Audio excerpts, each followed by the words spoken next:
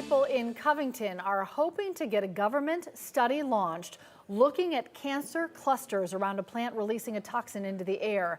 The study could validate or refute the controversy surrounding the BD plant in Covington. 11 Live's Doug Richards explains.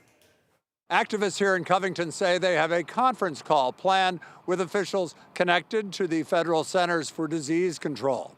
They want a study that looks not so much at this plant as much as it does the neighborhoods surrounding it. And they would be looking at cancer, the types, the frequency, and the geographical proximity, how close by their cases are to the BD plant in Covington. The plant uses ethylene oxide to sterilize medical equipment.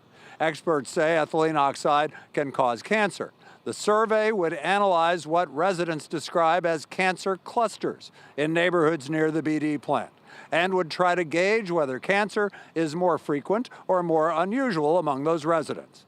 Attorney Michael Geoffroy says such a survey could explain a lot. The more we can find out about this chemical, how much of it we have in Covington, and how many people have been affected by it, especially folks who have suffered cancer from it, is tremendously helpful for all of the citizens. Geoffroy is a lawyer who is urging Covington residents who live near the BD plant who have cancer to contact his firm for potential litigation against BD. This plant in Covington reopened last week after it shut down for a week following litigation with the state. Representatives of BD insist that the plant operates safely and within guidelines.